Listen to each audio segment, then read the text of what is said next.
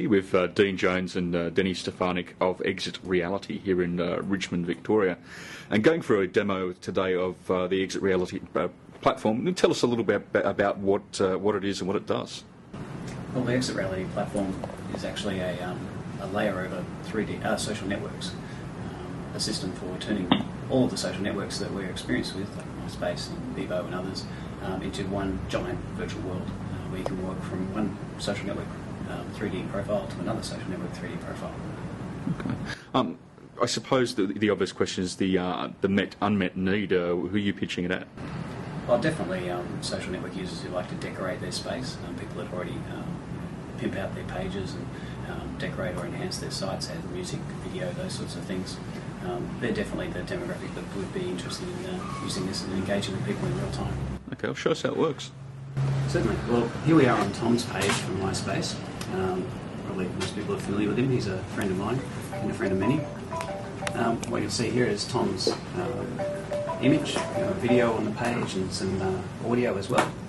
And what we can actually do is go to that page as his virtual world, his 3D environment. And with a click of a button, we'll actually be taken to an imported version of his page. What you see is, as it loads here, we'll be going into Tom's apartment, and there we have it. Now, this is automatically generated? That's right. So when Tom updates his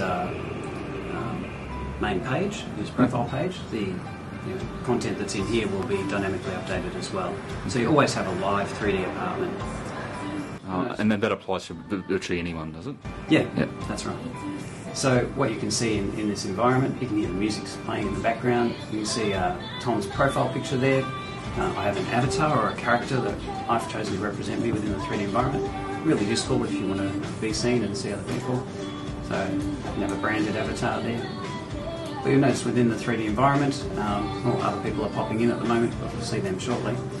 If we walk around the environment, you'll see that his friends are represented as doorways, and we can go through those doors just by clicking on them and end up at other people's apartments. And we might actually not want the music on for this particular video interview, so if I click on the jukebox, automatically taken there.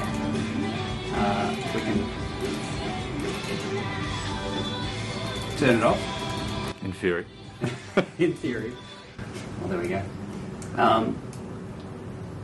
Basically, yes, we've got doorways, we've got other people visiting the space, some people suspended in the air doing funny things.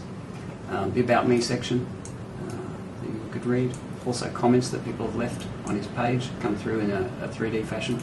We can go through them, cycle through the comments and read what the latest comments are. See the dates and everything changed there as well. I've got a MySpace video that was on his page, is automatically put into a television set, so we can play that as well and actually watch that there. So that's from MySpace video. Actually interact with the flash there. You can see I can pause and play the video, which is pretty unique. We can walk around the space, you'll see various other users here that are visiting the same space as we are. One of the cool features is that you can see where your friends are at, what space they're at in 3D, and actually join them there. Also have gestures which we can show. Yeah, you can actually do fun things like dance or fall over or just about anything. You'll see that there's Tom's details. He's here for friends. I think he's got 200 million now, so he should be pretty happy about that. We can walk around the apartment. Now, what levels of customisation are available for a user coming in? I mean, obviously it's custom avatar. What else can you customise in the space? Well, you can customise just about anything. All of the objects you see within the space are movable, so they're all free to move around. So I can basically take objects around, and this one happens to be using particle dynamics and those sorts of things as well. So the engine's pretty full-featured, but all of the furniture is movable objects. We can obviously turn them around, those sorts of things.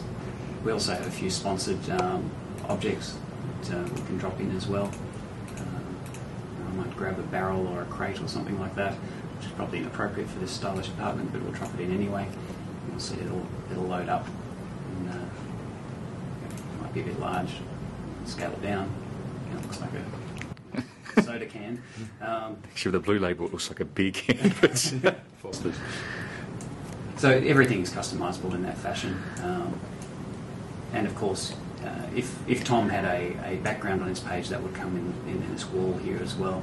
So the various elements that are in your page that enhance it make it look better too. Tom's page is pretty grey and pretty static, but if you look at some of the more enhanced sites on MySpace or Bebo or other sites where decorations are going gangbusters, you'll get a lot more rich environment from that. Do you want to give us an example of one of those pages? Yeah, I'll do that. Go to the Bebo one. We can actually go there directly.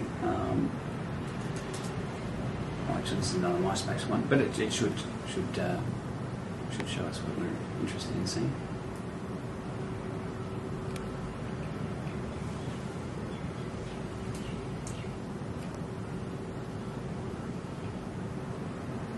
So here you can see that the person's site, all of a bit richer with the backgrounds and so forth. If I launch the 2D site, you'll see what I mean. That's the site there. Okay. So you get the look and feel of the site in 2D. You see the profile picture, the music playing there, and the friends are all there. And of course you get the same within the environment here.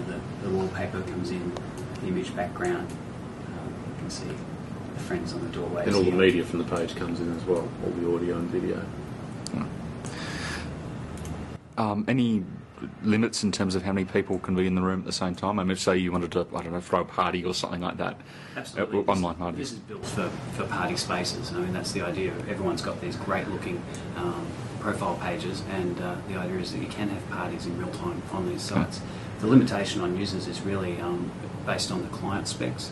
We can support 100 users in the client at a time, no problem. We've set it at an arbitrary level of 50 to 60 at this time, just for lower spec computers that people might be running. But as far as bandwidth and the number of users in one space is concerned, we're really not limited like other platforms that might be.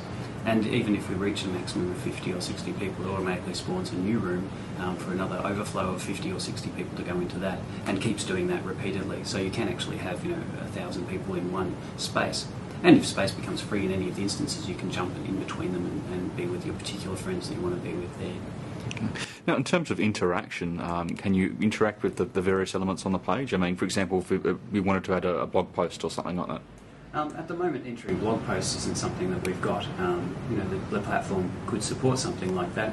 I think horses for courses. 3D is good for what 3D does. Yep. You don't want to necessarily do everything that's done in 2D in 3D. So blogging and so forth works really well in 2D. So I'd say stick to doing it that way for the time being. But if someone builds a really neat 3D interface way to do that, then we could obviously add it to the system.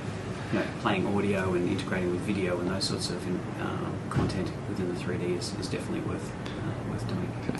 And this is obviously a demo on a Windows machine. How long until availability on Mac or Linux? I suppose more particularly Mac, because the vast majority of our readers would actually use Macs. Yeah, well, we've got a number of announcements coming in the next weeks and months. So, okay. That will actually be part of that.